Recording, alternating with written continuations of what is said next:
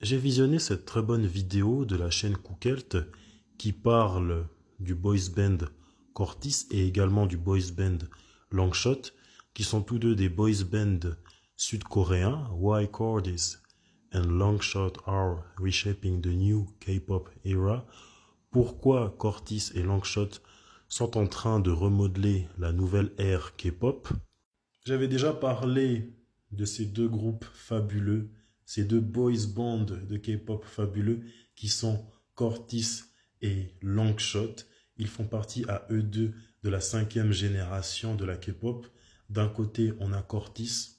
Eux, ils veulent montrer à quel point ils sont libres. Déjà, leur nom de scène signifie Color Outside the Lines, colorier en dehors des lignes. Et une personne qui colorie un dessin en dehors des lignes, c'est une personne qui veut montrer à quel point elle est libre, tout comme eux. Ils veulent montrer à quel point ils sont libres et créatifs.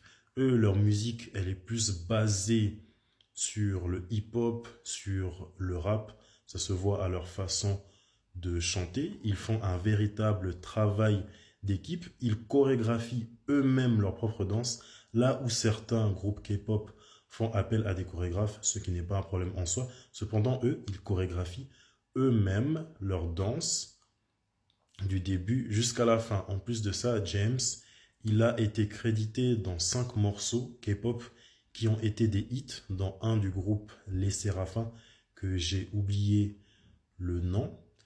Les 5 membres, ils font un sérieux travail d'équipe. Rien que le fait qu'ils chorégraphient eux-mêmes leur danse, ils écrivent eux-mêmes leurs morceaux et ils produisent eux-mêmes leurs morceaux. De l'autre côté, on a le groupe Longshot qui fait également partie de la 5e génération de la K-pop. Et Longshot, comme définition, on peut traduire ça par pari audacieux ou coup improbable, parce qu'il est vrai que de nos jours, se lancer en tant que groupe ou en tant que musicien sur de la musique qui est douce, sur du R&B par exemple, c'est quand même risqué.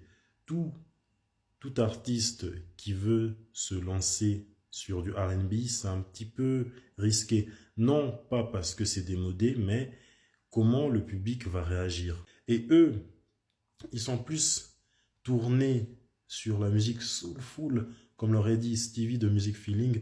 Eux, ils sont plus tournés sur la douceur, sur le R&B. En plus, leur sensei, leur mentor, Jay Park, qui est derrière eux, eux, ils sont plus orientés vers la douceur, tout comme les Cortis. Eux aussi, ils écrivent et composent eux-mêmes leurs morceaux. Ils font aussi un véritable travail d'équipe. Cependant, la différence avec Cortis, c'est que eux, ils font quand même appel à des chorégraphes. Et ça aussi, ce n'est pas un problème en soi. Ces deux groupes, ils sont là depuis pas longtemps. Néanmoins, je peux assurer qu'ils seront là pour rester et ils seront là pour changer les choses dans la musique coréenne. Et en plus, au niveau de leur chorégraphie, ça se voit qu'ils mettent vraiment du cœur, qu'il y a un peu plus d'âme. Car on sait que dans les chorégraphies des danses coréennes, comparées à leurs aînés, les BTS, les Bing Bong, Cortis et Longshot, on voit dans leur chorégraphie que c'est propre, mais ce n'est pas parfait, dans le sens où ce n'est pas des chorégraphies robotiques où il n'y a pas d'imperfection. Ça se voit qu'ils font vraiment ça avec le cœur, tout comme les Américains, à contrario de leurs aînés, encore une fois, les BTS, les Big Bang, où leur chorégraphie c'est millimétré. Et ça, c'est une règle d'or dans l'industrie K-pop, dans l'industrie sud-coréenne, mais on voit qu'il y a un énorme changement.